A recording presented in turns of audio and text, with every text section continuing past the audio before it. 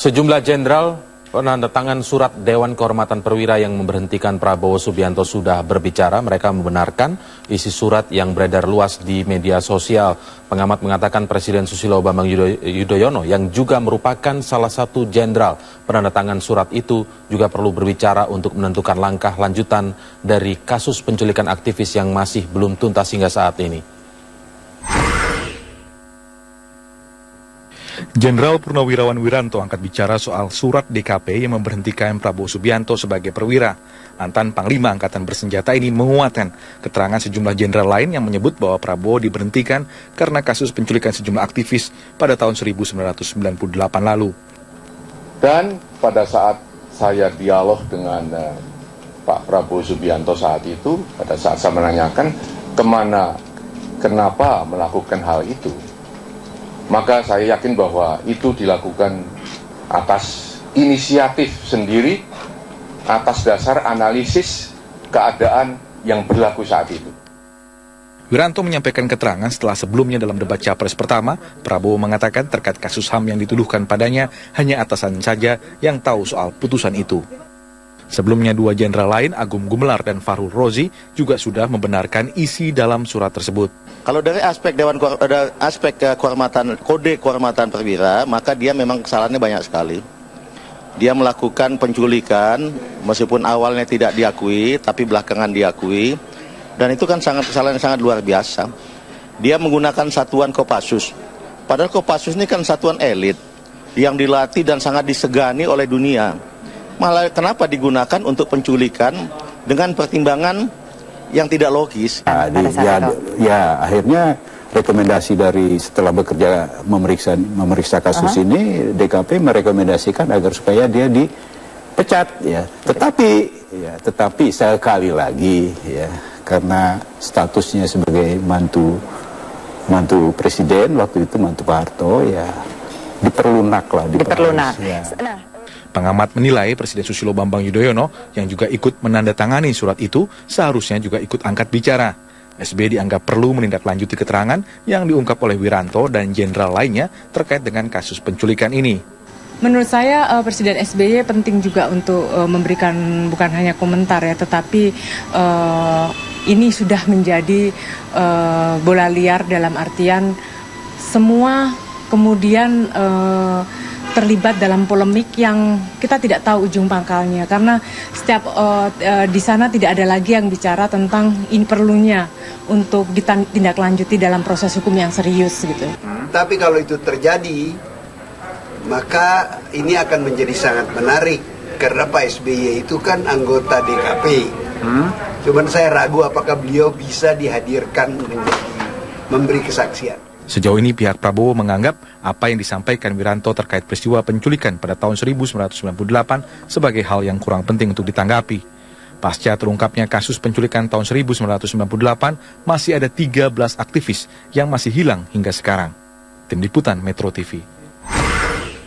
Tim pemenangan Prabowo Hatta Edi Prabowo menanggapi soal pengakuan mantan Panglima ABRI Wiranto mengenai surat DKP. Menurut Edi, capresnya Prabowo Subianto tidak ambil pusing soal DKP. Saya yakin Pak Prabowo tidak akan menanggapi hal ini. Ya tidak terlalu penting lah. Ini kan banyak upaya dan dalam pertarungan itu hal-hal yang tentunya akan mendiskreditkan, black campaign segala macam. Manakala nanti akan kita... Keterangan terbuka yang disampaikan Wiranto terkait surat Dewan Kehormatan Perwira yang memecat mantan Pangkostrat Prabowo Subianto perihal kasus penculikan tahun 98 dinilai kontras sebagai sebuah langkah baik yang perlu ditindaklanjuti. Ketua Kontras Haris Ashar menganggap meski terlambat, keberanian Wiranto memanfaatkan momen Pilpres ini untuk membuka kebenaran surat DKP perlu diapresiasi. Haris melihat apa yang dilakukan Wiranto bisa dijadikan bukti tersendiri nantinya dalam proses penyidikan tragedi 98 yang telah menghilangkan puluhan nyawa dan bisa menjadi bekal yang baik bagi Kejaksaan Agung untuk memanggil kembali pihak-pihak yang terlibat dan akhirnya bisa diadili secara hukum. Sejauh ini upaya yang dilakukan oleh Kontras dan lembaga resmi Komnas HAM selalu bertepuk sebelah tangan. Berkas-berkas penyidikan yang diserahkan kepada Kejaksaan Agung hampir 8 tahun lebih tidak menemui jalur hukum yang sesuai. Prabowo beserta anak buahnya tidak pernah dibawa ke pengadilan HAM, bahkan diusut secara hukum pidana. penyidikan dan memang saya dapat info. Setelah Wiranto mengungkap fakta bahwa Prabowo Subianto dengan inisiatifnya sendiri melakukan penculikan sejumlah aktivis, lalu bagaimana kelanjutan penanganan dan pengusutan kasus tersebut? Mengapa pula Jenderal Purnawirawan SBY yang turut menandatangani surat rekomendasi pemberhentian Prabowo belum juga angkat bicara? Kami akan mengulasnya kali ini dengan Koordinator Kontras, Haris Azhar. Selamat malam. Bang Haris, terima kasih sudah hadir. Kemudian bergabung dari luar studio ada Raharjo Waluyojati, salah satu korban penculikan tahun 1997-1998. Mas Jati, selamat malam. Baik, kemudian bergabung melalui sambungan telepon ada Albert Hasibuan yang merupakan anggota Dewan Pertimbangan Presiden bidang hukum dan ketatanegaraan. Selamat malam, Pak Albert. Ya. Baik, terima kasih meluangkan waktu untuk Prime Time News.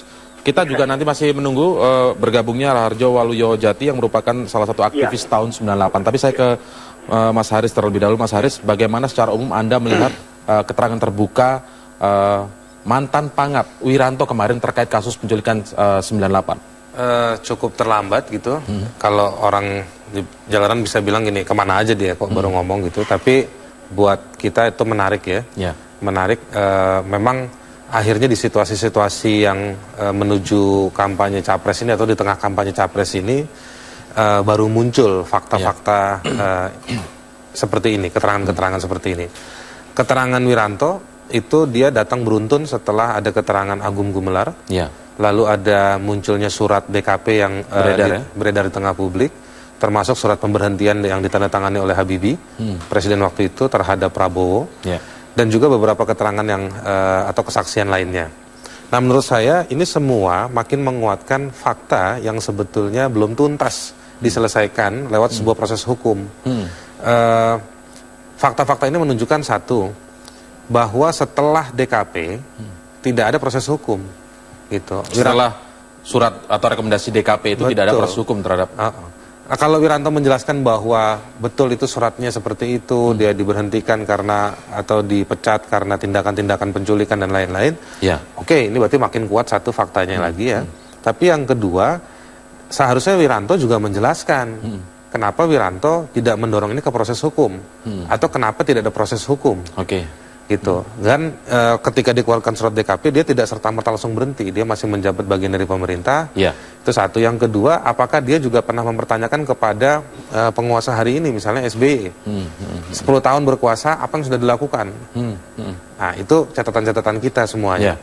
Nah, lalu yang terakhir adalah soal apa bentuk pertanggungjawaban dia sebagai komandan pimpinan tertinggi, komando tertinggi ya. Komando tertinggi. Nah, kenapa apakah namanya komandan itu 3? Dia kalau dia tahu bakal ada terjadi sesuatu, dia harus mencegah. Yang menurut hasil ini kan dia tidak tahu, belakangan dia baru tahu. Dia harus juga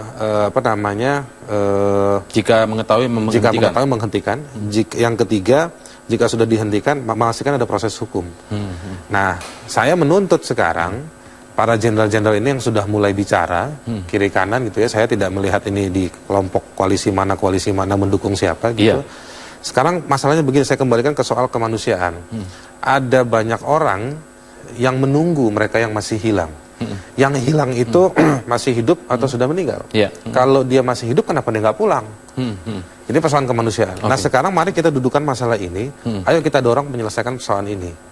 Nah, saya agak khawatir dengan model bicara dengan mengundang media seolah-olah press conference. Saya menantang seharusnya para jenderal-jenderal ini, kalau memang kesatria mereka, tunjukkan jiwa jenderal mereka itu dengan bintang-bintang yang pernah mereka raih itu, bicara di forum resmi.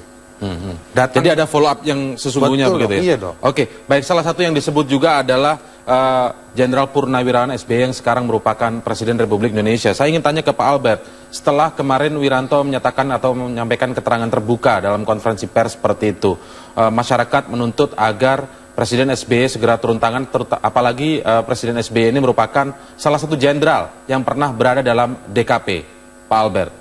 Ya, saya pikir sama dengan keterangan saudara Haris ya, bahwa semuanya itu membuktikan bahwa ada proses lebih lanjut yang harus ditempuh dalam rangka Jenderal Prabowo ini untuk menempuh ke pengadilan ya. Jadi ini semuanya tidak menutup kemungkinan adanya proses hukum yang membawa Jenderal. Selama 10 tahun memimpin ini kemudian apa yang sudah dilakukan kira-kira Pak? Katakanlah sekarang memang baru muncul menjadi perbincangan hangat lagi begitu. Ya. Tetapi sebenarnya apa yang sudah dilakukan dalam 10 tahun ini, kalau kita lihat juga ada forum Kamisan, para keluarga korban berada di sekitar istana, menginap di sana. Apa sih yang sudah pernah dilakukan Presiden SBY terkait menuntaskan kasus penculikan tahun 98 ini? Ya memang pernah ada pembicaraan tentang bagaimana kita bagaimana menyikapi rekomendasi dari DPR itu untuk membentuk pengadilan HAM tentang orang hilang itu, ya. Jadi sudah ada pembicaraan dan sudah jelas. Hasil pembicaraannya apa dan apa tindak lanjut selanjutnya, Pak? Selanjutnya itu memang sampai sekarang kita belum ada, tetapi dalam berbagai kesempatan, misalnya Menko Polhukam telah menyatakan bahwa pemerintah sedang membentuk atau sedang mempersiapkan pengadilan HAM ini untuk keseluruhan masalah-masalah tadi. Ya. Jadi kita memang menantikan adanya hasil dari persiapan tentang persiapan pemerintah tentang pengadilan HAM ini. Baik. Jadi Nanti kita lanjutkan lagi, Pak Albert. Kita potong dulu sampai di sini. Kita harus ikuti kumandang azan maghrib untuk wilayah DKI Jakarta dan sekitarnya.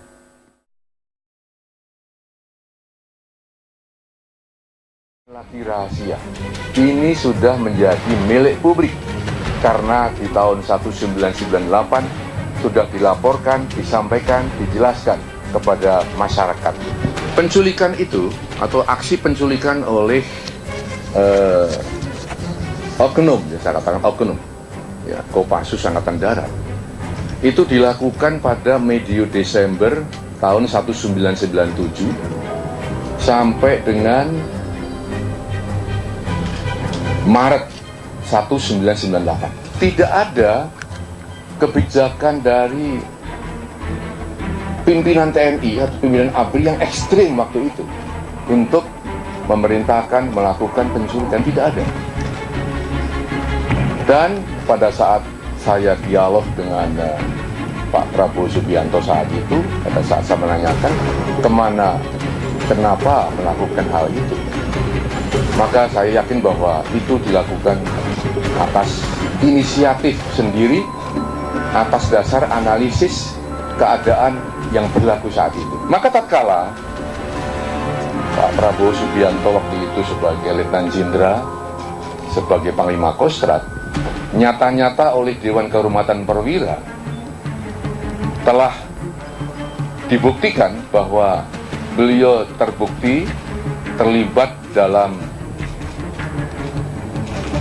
kasus penculikan, maka tentu diberhentikannya itu sesuai dengan norma yang berlaku. Baik, dan kini saya akan sapa Raharjo Walyojati, salah satu aktivis 98 yang pernah menjadi korban penculikan. Selamat malam, Mas Jati. Baik, sayang sekali terputus sambungan telepon dengan Raharjo Walyojati. Saya kembali ke Mas Haris kalau begitu. Kalau kita dengar tadi sudah penjelasan Pak Albert begitu ya. Iya. Nah, menurut Anda sebenarnya apa kira-kira yang harus dilakukan Presiden memfollow up ini? Apakah cukup yang disebutkan oleh Pak Albert tadi sudah dilakukan pertemuan, perbincangan, tapi ini konteksnya 10 tahun kira-kira sudah ada hasilnya tidak sih di pemerintahan SBY ini? Saya betul sudah mendengar, bahkan juga diundang beberapa kali oleh Pak Albert mendiskusikan. Ya. Tetapi sebenarnya begini, saya ingin meletakkan pada satu konteks yang baik, yang ideal dan harusnya itu gampang. 5 tahun lalu DPR RI itu sudah membuat rekomendasi kepada Presiden untuk segera melakukan 4 hal terkait dengan kasus penculikan dan penghilangan aktivis ini. 5 tahun lalu itu ya? 5 tahun lalu. Apa itu? DPR. Satu, segera membuat Kepres pengadilan HAM ad hoc. Jadi segera membuat pengadilan HAM ad hoc, intinya itu. Ini penting untuk menindaklanjuti berkas penyelidikan Komnas HAM yang sering dikembalikan oleh Kejaksaan Agung. Itu satu. Yang kedua, ini yang penting, lebih penting lagi, menemukan mereka yang masih hilang. Jadi mencari keberadaan mereka yang masih hilang. Jadi itu direkomendasikan oleh DPR kepada Presiden. Ya. Yang ketiga adalah memberikan pemulihan buat korban, pemulihan psikososial, pemulihan kesehatan. Kan ini banyak warga korban yang kesehatannya drop ya. Begitu dia tahu anaknya hilang, tidak kembali dan lain-lain. Itu ada banyak kasus seperti itu. Baik, yang paling penting adalah satu Kepres, pembentukan pengadilan HAM ad hoc, mencari mereka yang masih hilang. Kemudian mencari mereka yang masih hilang. Nah, sekarang saya akan tanyakan ke Pak Albert terlebih dahulu. Paling tidak dua hal utama ini. Apa yang sudah atau sampai sejauh mana yang sudah dilakukan oleh Presiden terkait rekomendasi DPR 5 tahun lalu loh ini, Pak Albert? Misalnya untuk Kepres pengadilan HAM ad hoc, kenapa belum dikeluarkan sampai saat ini? Pak Albert? Halo? Baik, kita masih terganggu komunikasi dengan Pak Albert Hasibuan. Saya kembali ke Mas Raharjo terlebih dahulu, Waluyo Jati, salah satu aktivis tahun 1998. Selamat malam, Mas Jati. Halo, Mas Jati, selamat malam. Selamat malam, Mas. Baik, Mas Jati, halo, mungkin bisa Anda ceritakan bagaimana Anda melihat keterangan terbuka dari Wiranto kemarin terkait kasus penculikan yang akhirnya kemudian berbicara kepada publik. Pak Wiranto, menurut Anda apakah ini kemudian harapan baru sehingga bisa tuntas kasus penculikan ini, paling tidak mengetahui di mana rekan-rekan Anda yang pernah diculik pada tahun 1998 lalu? Oke, saya kira apa yang disampaikan Pak Wiranto ini harapan saya sendiri ya, itu akan membuka sebuah tradisi baru, membongkar tabu bahwa apapun kasus yang menyangkut militer itu tidak bisa diselesaikan, termasuk kasus pelanggaran hak asasi manusia. Jadi harapan saya dari apa yang disampaikan oleh Pak Wiranto, kita bisa segera menindaklanjuti melalui prosedur formal yang sudah ada. Dan saya kira apa yang menjadi rekomendasi dari DPR itu harus segera dilaksanakan seperti menurut tadi Anda rekomendasi DPR 5 tahun lalu ini sejauh ini sudah dilaksanakan oleh Presiden belum? Belum. Sama sekali belum atau memang menuju arahnya ke sana? Fakta adanya kemajuan. Ya, memang harus ada pertama pencarian itu adalah hal yang paling mendasar, pencarian terhadap mereka yang belum jelas nasibnya. Dan saya kira saya masih berpendapat dan yakin sepenuhnya bahwa Prabowo ya itu tidak hanya bertanggung jawab terhadap 9 orang yang sudah dikembalikan, dibebaskan. Karena pada saat yang bersamaan saya bersama dengan mereka yang sampai hari ini belum kembali. Baik, nanti kita akan tanyakan. Karena itu pertama sekali dibutuhkan pencarian kembali mereka yang masih hilang sampai hari ini. Baik, Mas Adi, nanti kita akan lanjutkan setelah jeda komersial berikut ini. Pemirsa tetaplah bersama kami di Prime Time News.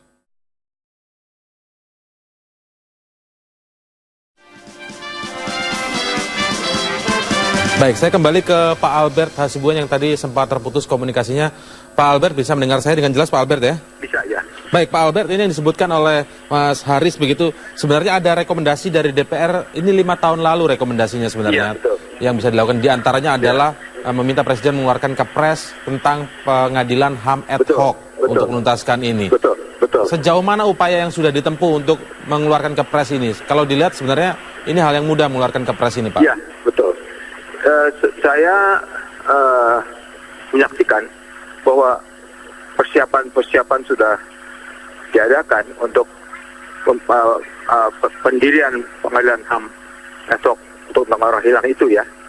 Beberapa tahun lalu saya diundang untuk membicarakan itu dan kemudian saya setuju bahwa dibentuk pengadilan HAM esok untuk orang hilang itu. Dan kemudian ada pernyataan dari Pak Menko Polhukam bahwa pemerintah sedang mempersiapkan pendirian pengadilan HAM ad hoc itu, tetapi bukan hanya untuk orang hilang, tetapi keseluruhan. Ya, jadi itu. Dan saya memang di sini masih optimis ya, bahwa dalam waktu yang singkat ini pemerintah mau membentuk pengadilan HAM ad hoc minimal untuk orang hilang, ya, gitu. Jadi dalam waktu yang singkat ini kita harapkan mudah-mudahan ada pengadilan HAM ad hoc untuk orang hilang. Nah, itu dia yang kemudian dipertanyakan ketika sudah 10 tahun menjabat menjadi presiden, kemudian mengapa harus sampai di akhir-akhir seperti ini begitu Pak? Itu pun kita masih akan menunggu kapan, belum tahu juga Pak. Pak Albert juga tidak memberikan atau ancang-ancang waktu kira-kira arahnya akan kemana. Iya, betul. Ya, dan memang Presiden SBY mempunyai pertimbangan-pertimbangan sendiri ya, yang walaupun telah diadakan pembicaraan untuk mempersiapkan pengadilan itu, tetapi sampai sekarang kita kan belum menyaksikan adanya. Sebenarnya persiapan yang dimaksud persiapan itu apa saja sih Pak Albert?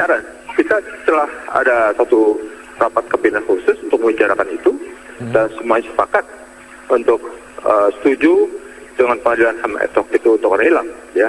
Jadi setelah itu kita kemudian menunggu, tetapi kemudian adanya penyaran Menko Polhukam bahwa pengadilan HAM ad hoc itu bukan hanya untuk orang hilang, tapi untuk seluruhnya. Nah, mungkin di situ letak ada sedikit persoalan di situ. Kira-kira ada apa yang disebutkan oleh Presiden SBY tidak kira-kira sebelum berakhir masa jabatannya tinggal beberapa waktu lagi misalnya, apakah akan mengeluarkan Kepres itu ataukah ini juga masih simpang siur? Paling tidak untuk rentang waktunya sebelum meletakkan jabatan sebagai presiden, apakah akan dikeluarkan oleh Presiden SBY? Saya tidak bisa menjamin, tapi saya dalam diri saya mudah-mudahan bahwa pengadilan HAM ad hoc itu akan terwujud, ya. Dan saya mengharapkan itu. Tetapi memang Presiden juga mempunyai pertimbangan tentang hal itu, dan saya kira kita harapkan saja dalam waktu yang singkat ini kenyataan walaupun pendirian HAM ad hoc, pengadilan HAM ad hoc itu menjadi kenyataan. Ya. Jadi dalam tahap mudah-mudahan gitu ya. Baik Pak Albert, nanti kita akan lanjutkan lagi. Pemirsa tetaplah bersama kami di Prime Time News.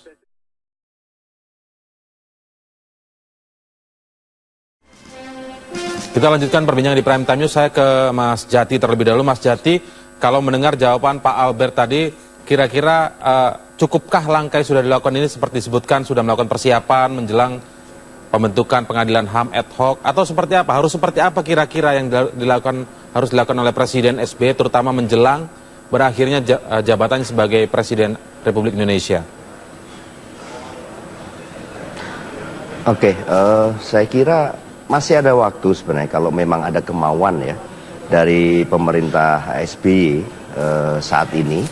Paling tidak beliau bisa membuat kepres atau apapun gitu ya untuk membentuk tim independen terlebih dahulu, semacam tim gabungan mencari fakta gitu, untuk melakukan investigasi terhadap berbagai hasil temuan ya, kemudian juga kesaksian-kesaksian yang ada. Karena apa? Karena makin kesini kalau kita tidak ungkap kasus ini, maka akan semakin sulit untuk menemukan fakta-fakta.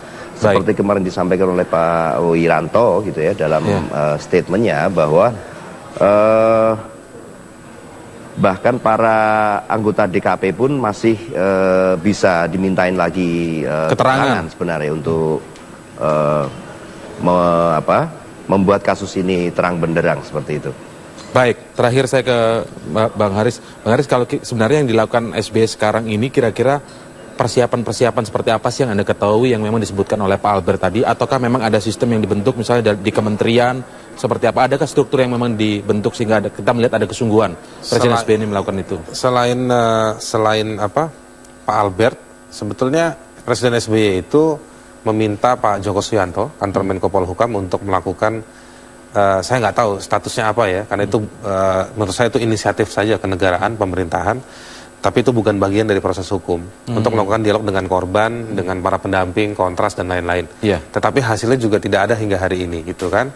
Yang kedua, Denny Indrayana, saya pikir nama ini jangan dilupakan juga. Beberapa tahun lalu, dia waktu menjadi staf khusus Presiden untuk urusan hukum, HAM, dan pemberantasan korupsi, itu dia juga dimintakan diminta oleh Presiden untuk mencari cara. Dan dia sempat menghubungi Kontras, dan kita kasih masukan bagaimana cara menyelesaikan kasus-kasus pelanggaran HAM di masa lalu itu. Ketika dia diangkat menjadi Wakil Menteri Hukum dan HAM, dia mengklaim di media, kita baca, salah satu mandatnya adalah dari Presiden diangkat mencari cara-cara yang bermartabat untuk menyelesaikan pelanggaran HAM di masa lalu. Saya pikir sekali lagi, ini suasana menjelang Pilpres ini, banyak fakta muncul, ini berkah buat kita. Momentum sebenarnya. Momentum hari ini untuk sama-sama menyelesaikan masalah. Toh kalau nama-nama orang yang mau jadi capres, cawapres itu nanti punya pertarungan sendiri dalam soal elektoral, paling tidak diskusi ini itu akan membebani mereka supaya mereka harus menyelesaikan juga ke depan. Nah, SBY sekarang adalah sebagai Presiden, berani atau tidak dia membawa hasil tadi kantor Menko apa hasilnya, Denny Indrayana mana hasilnya, lalu Pak Albert mana hasilnya, rekomendasi DPR, keterangan-keterangan ini semua, ayo kita duduk sama-sama, kita panggil Komnas HAM, kita panggil Kejaksaan Agung, panggil Panglima TNI, panggil Kapolri, tolong cari mereka yang masih hilang, lalu rumuskan bagaimana kebijakan hukumnya untuk kita selalu berproses ke depan. Waktu sangat terbatas, tapi selalu ada waktu dan selalu ada cara kalau ada untuk kita mengambil keputusan supaya menjadi lebih baik. Menurut Anda kira-kira kenapa tidak atau belum dilakukan hal seperti ini? Kalau memang tadi sarananya ada dari Pak Joko Suyanto, misalnya dari Denny Indrayana, dugaan saya hitungannya hitungan politik. Seperti apa hitungan politiknya maksudnya? SBY sangat berhitung politik. Kira-kira pasca dia jadi capres, siapa yang bisa menjaga sustainability dari apa yang dia kerjakan. Sayangnya hak asasi manusia bukan sesuatu yang dia kerjakan. Jadi dia tidak berpikir siapa yang bisa menjaga kondisi HAM ke depan. Nah, jadi itu ada handicap itu menurut saya. Dan juga ini saya khawatir ini soal background militernya dia, yang dia tidak mau membongkar situasi ini seolah-olah ini menjadi aibnya militer. Menurut saya tidak. Justru kalau kita selesaikan ini, militer Indonesia akan jadi lebih baik. Dan militer-militer yang ada hari ini, yang muda-muda, mereka kan terbebani dengan situasi seperti ini. Oke, kembali ke Pak Albert. Pak Albert, kalau disebutkan seperti ini ketika tidak dilihat ada kesungguhan dari Presiden, walaupun di situ sudah ada membentuk sistem seperti misalnya ada Anda sendiri di sana yang ditugaskan untuk kemudian mencari cara menyelesaikan permasalahan ini, lalu kemudian ada beberapa nama lain, ada Pak Joko Suyanto, kemudian ada Denny Indrayana misalnya. Ketika ini tidak di follow up lagi, ada penilaian atau kecurigaan misalnya jangan-jangan ini disandra karena hitungan politik. Bagaimana Pak Albert, saran Anda kepada Presiden SBY agar memang benar-benar menyelesaikan ini secara tuntas sebelum berakhirnya masa jabatan sebagai Presiden?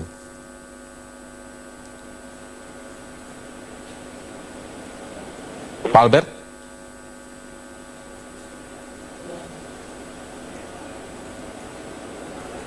Baik, sayang sekali terputus komunikasi dengan Pak Albert. Sekarang saya ke Mas Jati terlebih dahulu. Mas Jati, kira-kira dengan disebutkan tadi oleh Mas Haris ada beberapa nama sebenarnya di pemerintahan yang sudah diberi tugas oleh Pak SBY. Kira-kira Anda sebagai aktivis 98 bersama rekan-rekan mendorong ini agar benar-benar cepat tuntas, tidak lelah berbicara di media saja.